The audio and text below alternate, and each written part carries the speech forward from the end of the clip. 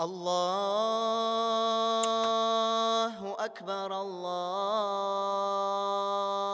أكبر الله أكبر الله.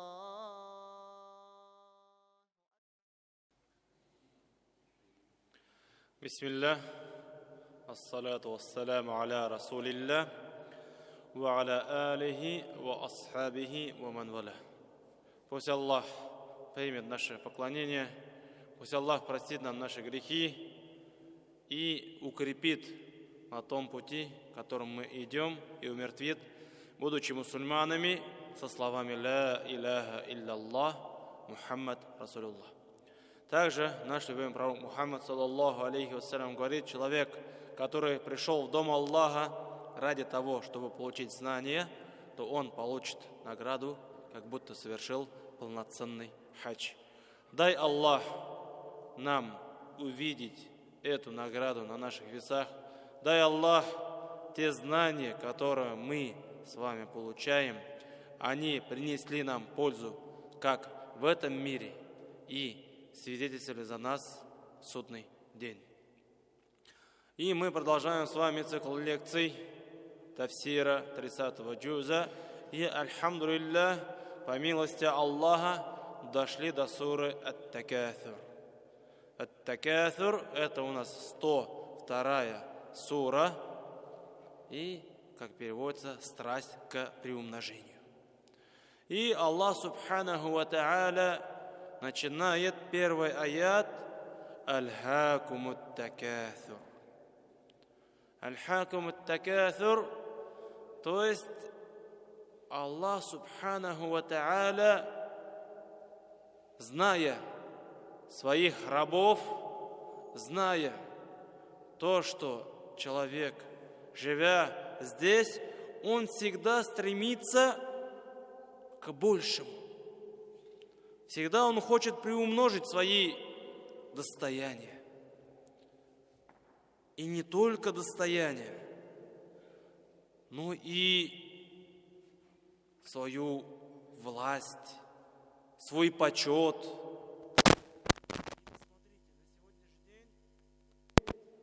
Если посмотреть в общем, пусть это будут люди, которые не читают намаз. И даже многие мусульмане, которые совершают пятикратный намаз, они увлеклись на сегодняшний день дуньей. И здесь Аллах субханаху ва та'аля говорит: отвлекла вас от поклонения страсть к приумножению в этой мирской жизни. Если посмотреть на нас, на мусульман, которые совершают пятикратный намаз, иногда бывает такое, а может и частенько такое бывает, то, что мы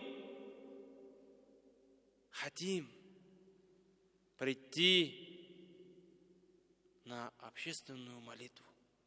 Пусть это будет зухар, аср или ахшам, вечерний намаз, да, или ночной. Но бывает такое, то, что мы до такой степени заработались, у нас не хватает времени доделать свои дела. Или, может быть, мы не можем остановиться, сказать: стоп, сейчас время, которое я должен посвятить Аллаху. Или, может быть, мы прибегаем в мечеть, успеваем на последний ракаат и говорим: альхамдулилля, я успел на джамаат намаз. Но что ты прочитал? Как ты подготовился к встрече с Аллахом? Как ты с Ним поговорил, пообщался? Как ты Его поблагодарил за те блага, которые у тебя есть? Это сейчас я вам рассказываю плоды плоды того, к чему мы стремимся. Также, если посмотреть другую сторону, человек, он должен зарабатывать, тем более мужчина, он же глава семейства, он должен кормить свою семью, он обязан, а не просто дома сидеть и ждать откуда-нибудь милостыню. Нет, он должен работать, без сомнений. Но бывает такое, то, что мы слишком забываемся и начинаем что делать? Уже лишнего зарабатывать. Кто-то, например, поставил себе цель заработать 50 тысяч. Хорошо. Достиг этой отметки, Аллах дал ему эту возможность. Потом он ставит 100 тысяч. Потом со временем ставит 1 миллион, 2, дальше. Хорошо. Альхамдулилля. То есть хорошо то, что ты ставишь себе цель и добиваешься ее. Или, может быть, кто-то в Инстаграме набирает подписчиков. Тоже. Он поставил себе какую-то цель. Набрать 1000 людей, 2, 3, 5. Хорошо. Но, а цель какая? То, что ты заработал 1 миллион, то, что ты набрал 10 тысяч подписчиков, цель-то какая? Или, может быть, тебя уже знает целый город? А чего ты добился? Чего ты хотел сделать? И, альхамдулилля, если ты, набрав столько людей, возвеличиваешь Слово Аллаха, показываешь то, что ты мусульманин, и показываешь красоту ислама. Альхамдулилля. Или же ты начал зарабатывать миллионы и тратишь эти деньги на пути Аллаха. Альхамдулилля. Это очень хорошо. А бывает такое, к сожалению, то, когда мы начинаем зарабатывать, или же мы становимся известными, начинаем выкладывать свою жизнь и думаем, все, эти люди нуждаются во мне. И все, что угодно. Главное, чтобы выложить. Или человек начинает зарабатывать. Главное, чтобы заработать. И не смотрит уже направо и налево. Можно так делать или нельзя так делать. Вот здесь вот эту грань очень тяжело сохранить. Очень тяжело. Почему? А еще тяжелее остановиться. У тебя есть возможность. Альхамдулилля, ты можешь. А конечный итог какой? Конечный итог такой, то, что зарабатывая миллионы или становясь известным, ты начинаешь оставлять общественные молитвы, чтение Корана. Все это отдаляет от чего? От поклонения к Аллаху.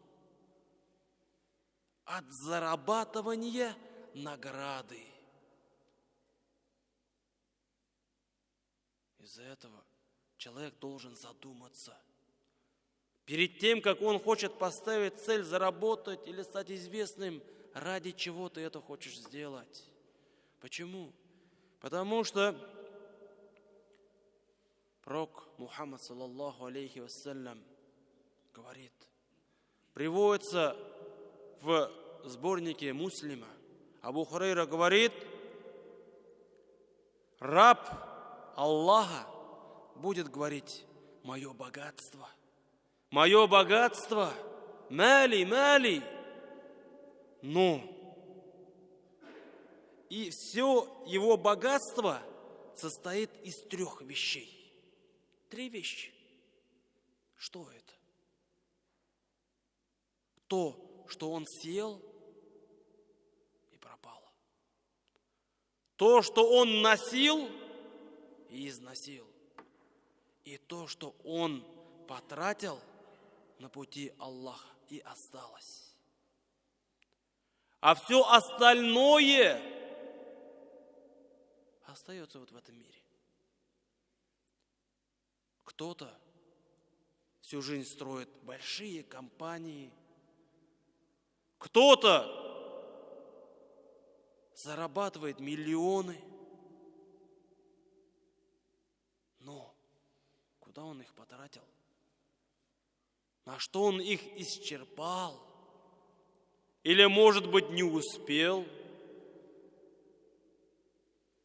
И хорошо, что было бы, если у него намерение потратить эти деньги на пути Аллаха. Потому что мы знаем, иннамаль амалю бинният, все дела оцениваются по намерению. А было ли это намерение? Из-за этого Аллах, субханаху ва та'аля, зная нас, своих рабов, говорит: аль-хакумут такаthур. Отвлекла вас от поклонения страсть к приумножению в этом мире. Из-за этого пусть каждый из нас задумается, когда мы что-то делаем, что-то зарабатываем, вот эта вещь, вот эта слава, вот это деньги, вот это какая-то власть, какую пользу она тебе принесет в итоге? Как ты будешь отвечать в судный день за это? Потому что мы знаем, когда человек умирает, когда он уходит из этой жизни, его провожают 3 вещи. 3. Это его родственники, друзья, товарищи. Это его имущество.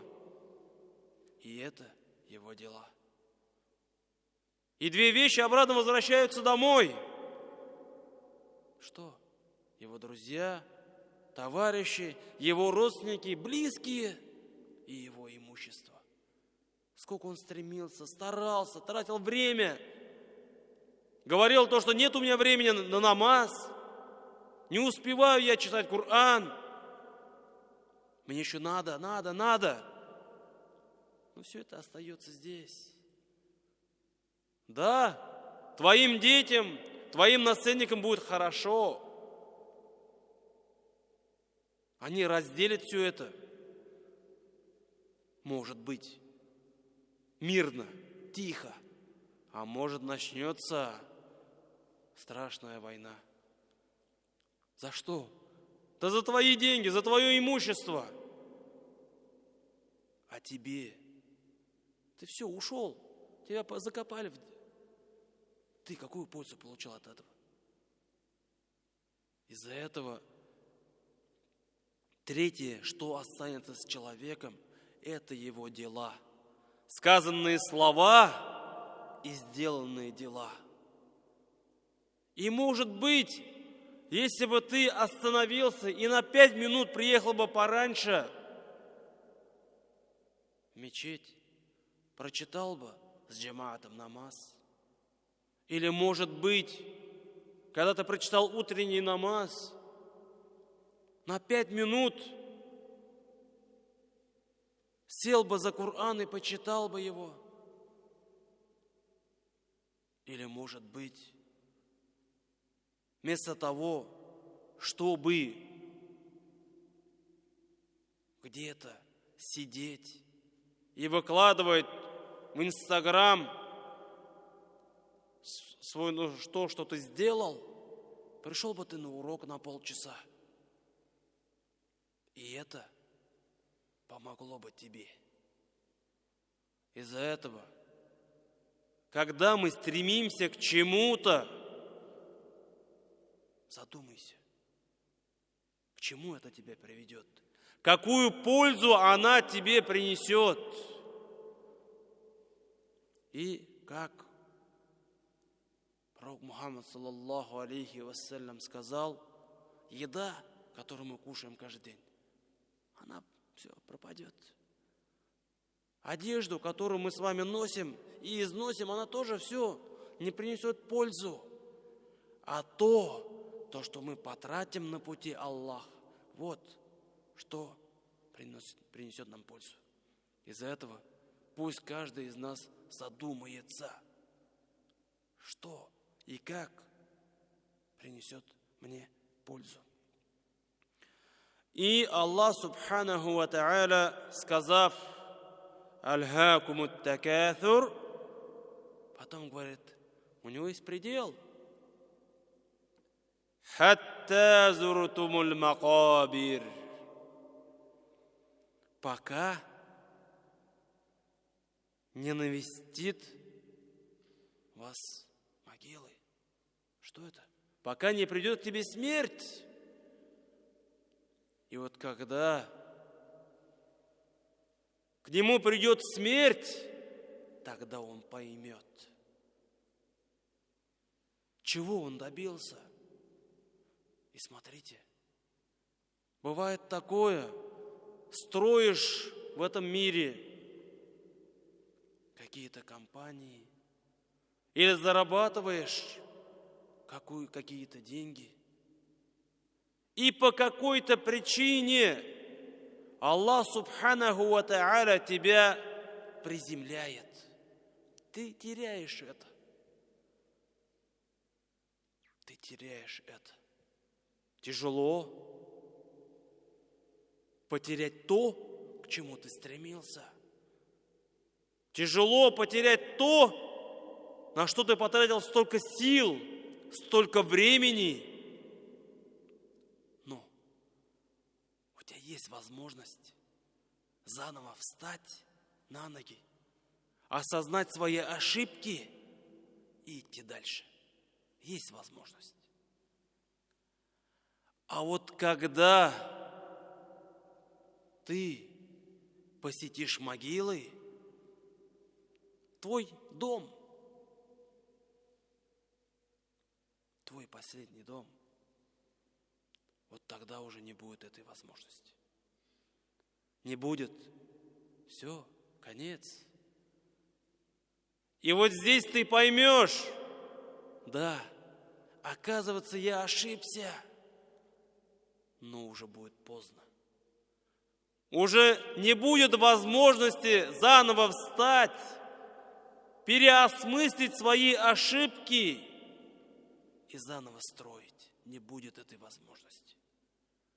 Из-за этого, чтобы мы не были в убытке, сейчас задумайся, сейчас подумай, переоцени свои цели, посмотри в свое сердце, ради чего все, что ты это делаешь, ради чего. И также Аллах субханаху ва та'аля вот в этом аяте говорит «Хатта зуртумуль макабир». То, что после того, как человек умирает, его похоронят в могиле. Но эта жизнь в могиле, которая называется барзах, тоже будет временно. Почему? Потому что через какое-то время Аллах субханаху ва та'аля каждого из нас воскресит.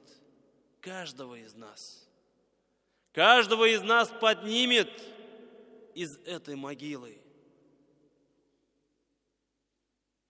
А что нас там ждет? А что нас ждет в могиле? Мы же знаем.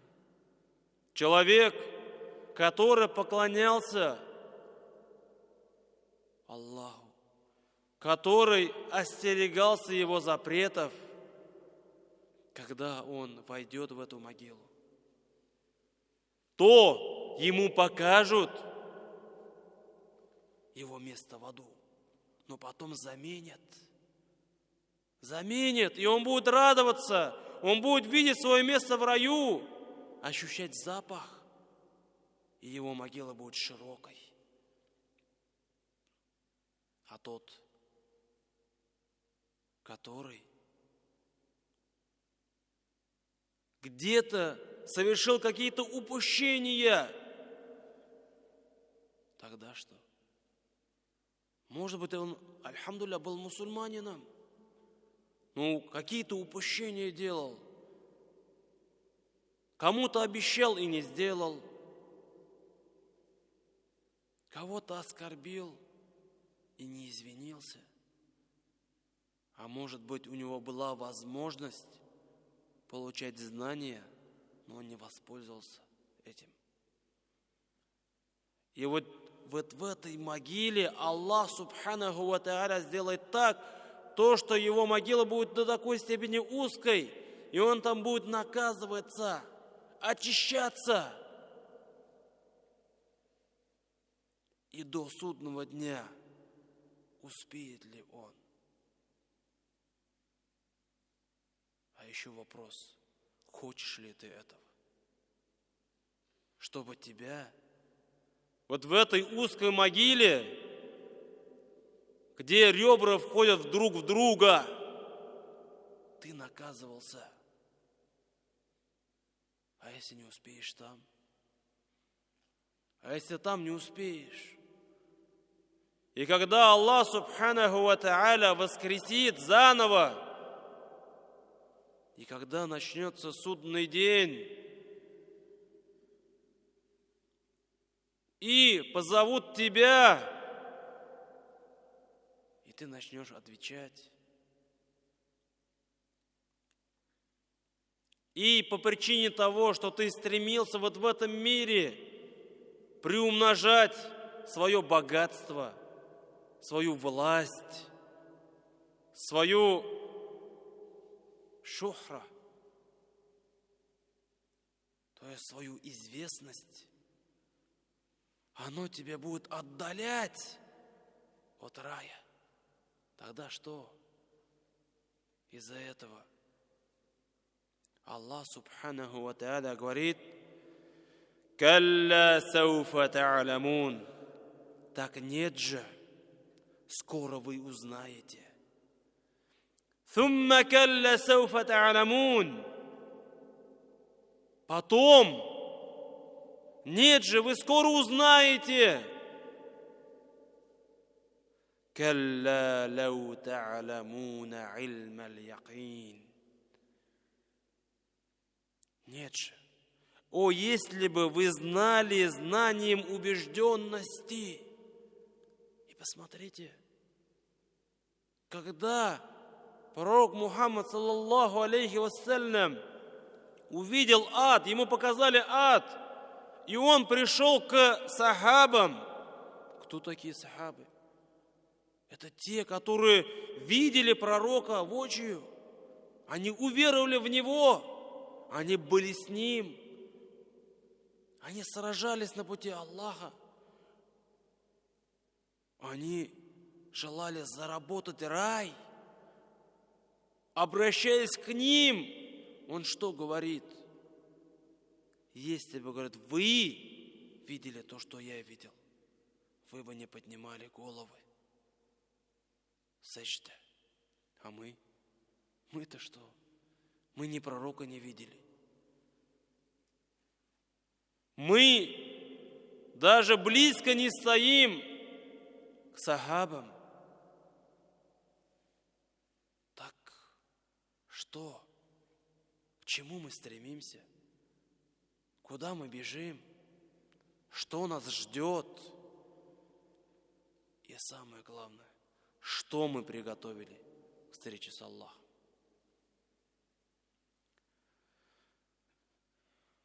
И Аллах Субханаху ва Тааля говорит: «Латаравунна аль-джахим». Увидите вы ад. увидите вы ад. И не дай Аллах, чтобы хотя бы на мгновение мы туда попали. Не дай Аллах. Пусть Аллах убережет нас от этого. Пусть Аллах укрепит нас на этом пути. И чтобы мы, поклоняясь только Ему, отдалялись от этого мерзкого места. И дай Аллах, чтобы, поклоняясь Аллаху, читая намаз, читая Коран, постясь, месяц Рамадан мы понимали, и чтобы вот эти поклонения оставляли у нас след в сердце. А не просто так, не на автомате. Из-за этого Аллах Субханаху ва Тааля говорит: ثُمَّ لَتَرَوُنَّهَا عَيْنَ الْيَقِينِ. То есть непременно вы увидите этот ад своими глазами. А что мы знаем про него? Мы же думаем, Аллах, Он милостивый, Аллах милосердный, простит. Я же все-таки стараюсь. Да, Аллах Субханаху ва Тааля милостивый, милосердный. Он ничего не упускает. Но также Он самый суровый в наказании. А ты заработал Его милость? Ты заработал Его довольство? Или, может быть, не зная этого, не замечая этого, наоборот, только разгневал Его? Из-за этого пусть каждый из нас перед тем, как лечь, или, может быть, когда ты проснешься, неважно. Как Умар ибн Хаттаб сказал: взвесь свои дела, пока вас не взвесили. Умар ибн Хаттаб, второй халиф, сказал: взвесьте свои дела, пока вас не взвесили. Что это означает? Готовься. Готовься к встрече с Аллахом. И Аллах в последнем аяте говорит: ثُمَّ لَتُسْأَلُنَّ يَوْمَئِذٍ عَنِ النَّعِيمِ. Потом, судный день, каждый из нас будет спрошен за те блага, которые Аллах нам дал. За все. А мы готовы к этому спросу? Что я сделал? Что я приготовил? Как я буду за все это отвечать? И вообще вот это приумножение, вот это богатство, вот эта известность, вот эта слава, вот эта власть, вообще нужна ли она мне? Принесет ли она мне пользу? Я не говорю то, что мусульмане должны быть бедными. Я не говорю то, что мусульмане не должны занимать посты, места. Нет, не в этом дело. Но если ты достиг этого уровня, защити себя. Защити. Готовь себя. Напоминай себе то, что за каждую вещь ты будешь отвечать. И вот это все, то, что ты заработал, достиг, помогает ли тебе? Или наоборот, отдаляет? Задумайся. Почему? Потому что Аллах Субханаху ва Тааля каждому из нас дал разум. Аллах каждому из нас дал сердце. Прислушайся, задумайся. И, читая намазы, не забывай обращаться к Аллаху. Почему? Потому что Аллах лучше тебя и лучше всех остальных знает, что для тебя лучше. Обратись к Нему. Используй самое сильное оружие. Это мольба, это дуа. И будь готов к встрече с Аллахом. Субханаллах бихамдик. Ашхаду ан ла иляха илля ант. Астагфирука ва атубу илейк. Джазакум Аллаху хайр. الله أكبر الله أكبر الله أكبر